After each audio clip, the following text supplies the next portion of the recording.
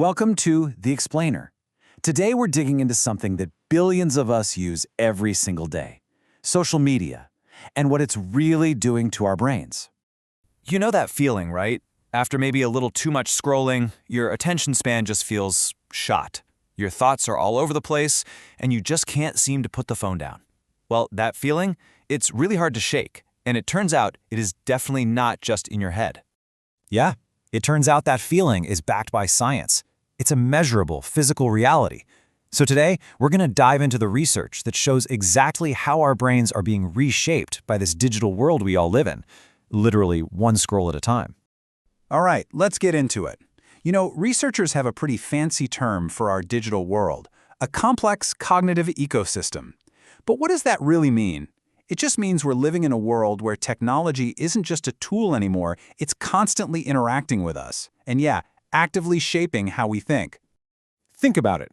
Every single time you unlock your phone, you're making a kind of trade-off. On one hand, you get this amazing convenience, right? Instant answers, connection, nonstop entertainment. But on the other hand, well, there's the health of our own minds. So the big question really becomes, what is all this convenience costing us? And is it a price we're actually okay with paying? So how does this actually work? Like, what's happening inside our brains on a biological level? Well, it really boils down to two super powerful mechanisms that are frankly incredible at getting us hooked. Something called digital amnesia and the infamous dopamine loop.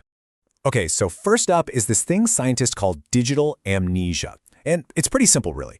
Because we know basically any fact is just a quick Google search away, our brains just don't bother to work as hard to remember things long term. We're pretty much outsourcing our memory to our phones. I mean, seriously, when was the last time you actually remembered a friend's phone number without just looking it up in your contacts? Yeah, exactly. And then there's the big one, the dopamine loop. You've probably heard about dopamine. It's that feel-good chemical in your brain that's all about motivation and reward. Well, social media is an expert at delivering little hits of it. A like, a comment, a new follower. They come in these small, totally unpredictable bursts. And that trains our brains to crave that next little rush, which is exactly what keeps us scrolling and scrolling, coming back for more. Okay, and here's a really important thing to get. None of this is an accident. These effects aren't just some weird side effect of technology. Nope. They are the direct result of very, very intentional design choices. They've been engineered by these platforms for one single reason, to get and keep your attention. So this little three-step process right here, this is it. This is the basic blueprint for building a digital habit. It starts with a cue, that little buzz in your pocket. That's step one. The action? Easy. You check the app. That's step two. And then step three, you get the reward. That little hit of social validation. When you repeat that cycle over and over and over, thousands of times, well, you've just built a compulsive habit. I bet that sounds pretty familiar, right? So how do these platforms put this loop on steroids? Well, they use some pretty clever psychological tricks. The biggest one is called variable rewards. It's basically the same principle as a slot machine. You pull the lever, or in this case, you scroll, and you never know what you're going to get. It could be something amazing, or it could be totally boring. That unpredictability is what makes it so addictive. It just floods your brain with dopamine. Then you throw in things like infinite scrolling and autoplay videos, and suddenly you're in this weird flow state where an hour can go by and you don't even notice. It's frictionless, and it's really, really effective. Now, all of these design tricks have a really powerful effect on all of us, but they're especially potent when it comes to brains that are still developing. And we're not just guessing here. Thanks to a pretty amazing long-term study that used actual brain scans, we can literally see what's happening inside.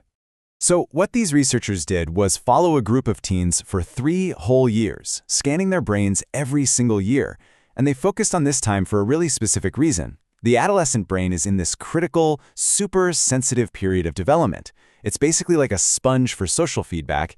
And what does social media provide 24/7? Exactly that.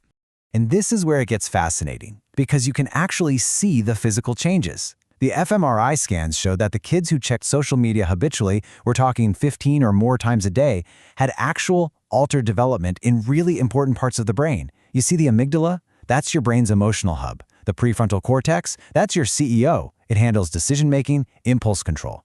And over time, their brains literally rewired to become hypersensitive to social feedback, both the good and the bad.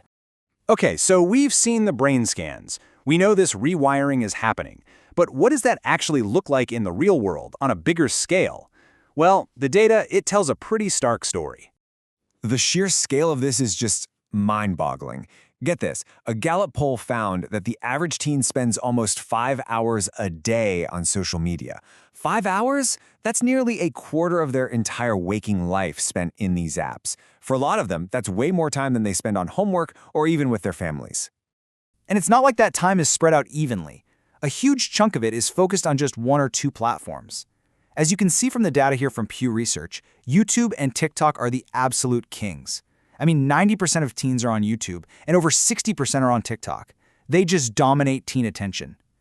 And this is the part that's really tough to talk about, but it's absolutely crucial.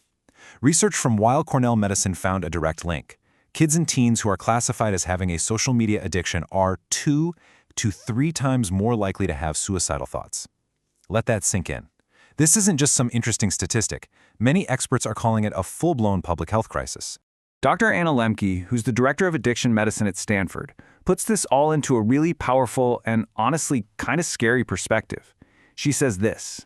So, after seeing the neuroscience, the brain scans, the hard data, it leaves us with a really big question. A question that, honestly, affects every single one of us.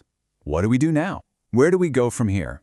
Look, as we wrap this up, the answer probably isn't to just throw our phones away and reject all technology. The real challenge is to start building a digital world that's designed for our well-being, not just for maximum screen time. And that's a conversation that involves all of us. You, me, parents, the people who actually design these apps. We all have to start thinking more critically about these tools that are so deeply woven into our lives. So the real question I want to leave you with is, what's one thing you can do to help build that healthier digital future?